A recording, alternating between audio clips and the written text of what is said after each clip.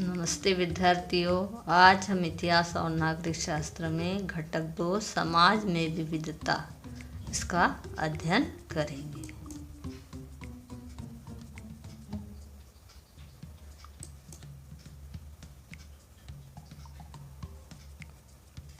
इस घटक में हम हमारे व्यक्तित्व निर्माण में समाज का योगदान और समाज का नियमन इसका अध्ययन करेंगे।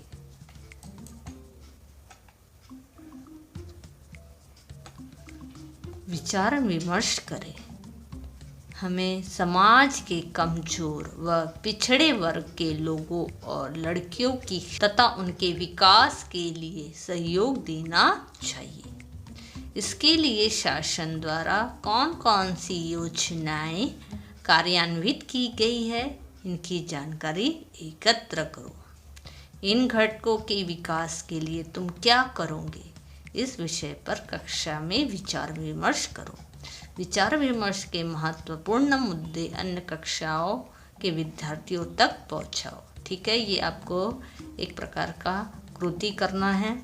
ठीक है, यानी आपको क्या बताना है कि जो हमारे जो पिछड़े वर्ग के लोग हैं, जो कमज़ोर लोग हैं और जो लड़कियां जो रहती है, उनका शिक्षा और विकास क्या करना चाहिए, हमें सहयोग देना चाहिए। ठीक है, यानी कमज़ोर लोग, पिछड़े लोग, लड़कियों की शिक्षा तथा विकास के लिए सहयोग देना चाहिए। ठीक है, और इसके लिए शासन द्वारा कौन कौन सी योजनाएं कार्यान्वित की गई है, इसकी जानकारी आपको क्या करना है, एकत्र करना है। ठीक है, तो ये आपको कहाँ पे मिलेंगे, आप नेट में सर्च कीजिए, नेटवर्क में। ठीक है, तो आपको बहुत सारी योजनाएं मिलेंगी। ठीक है, और वो आपको पढ़कर विचार करना है और जितना हो सके आप ये जो योजनाएं हैं, इन कमज़ोर, पिछड़े और लड़कियों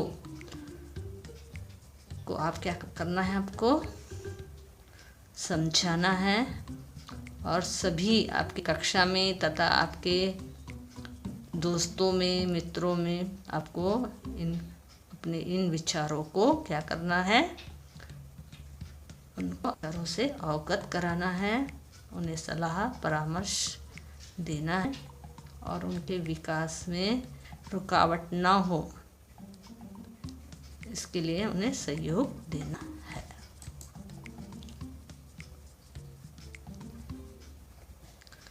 अब हम देखेंगे सहिष्णुता और सामंजस्य।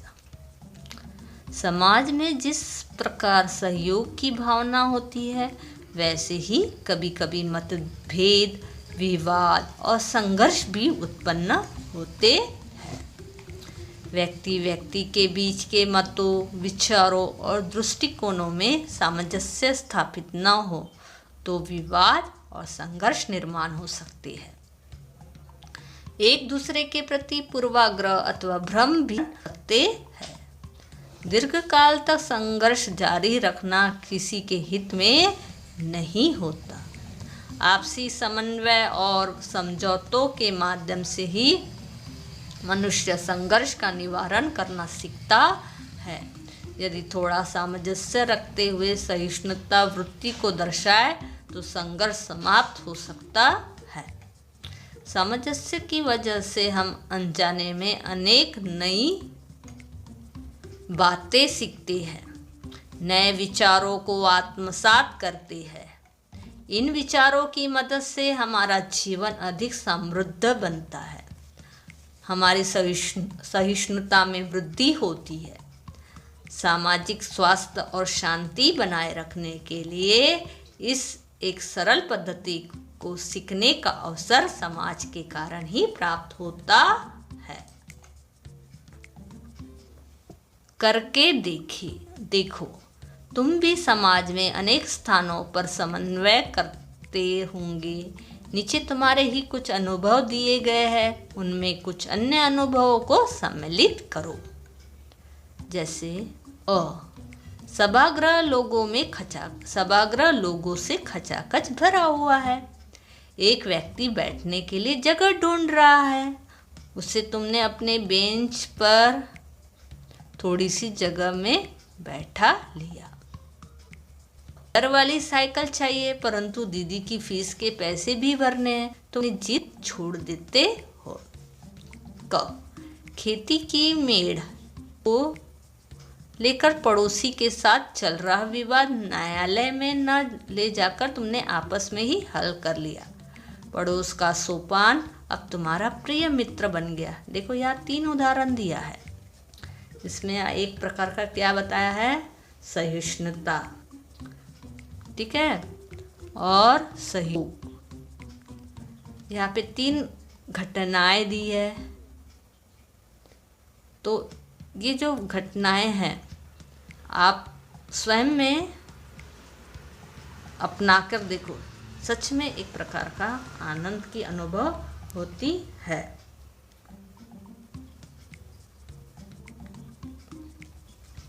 सहिष्णुता और सामंजस्य, इन तीनों उदाहरण से हमें ये जो 2 गुण हैं वो दिखाई दे रहे हैं। विविध भूमिकाएं निभाने के अवसर। समाज में हमारी अनेक भूमिकाएं होती है। एक ही व्यक्ति अनेक भूमिकाओं को निभाता रहता है। प्रत्येक भूमिका में कुछ दायित्व और कर्तव्य होते हैं। परिवार और बाहर इन्हीं भूमिकाओं में अनेक परिवर्तन भी होते रहते हैं। करके देखो। विभिन्न भूमिकाएं निभाने के अवसर। तुम्हारी वर्तमान भूमिका को बताने वाला चित्र अगले पृष्ठ पर देखो। 20 वर्षों के बाद तुम्हें और किन किन नई भूमिकाओं को निभाना पड़ेगा, उस पर विचार विमर्श करो।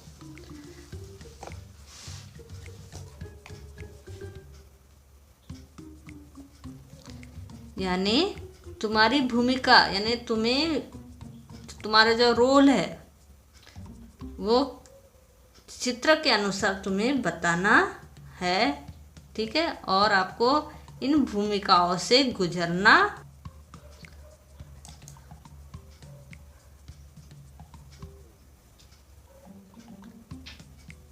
कीजिए आप।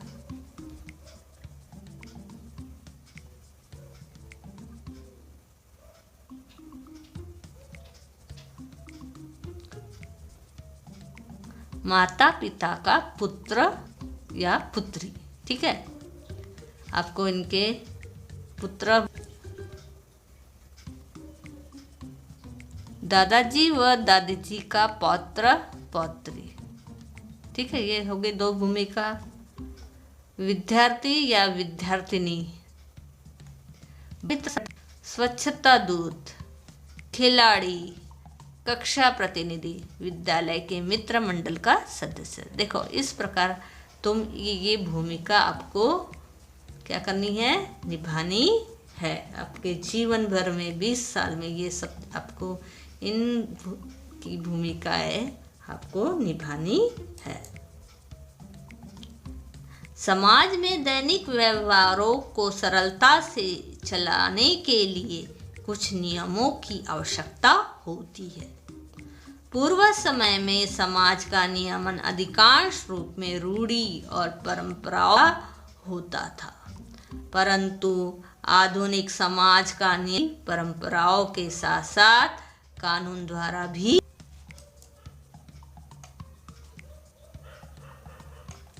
हो रहा है। कानून का स्वरूप रूढ़ियों, परंपराओं, संकेतों की तुलना में भिन्न होता है। इन सभी बातों के आधार पर हमारे समाज का नियमन अनेक संस्थाओं व संगठनों द्वारा किया जाता है। स्थानीय शासन संस्थाएं भी समाज के नियमन कार्य में महत्वपूर्ण भूमिका निभाती है।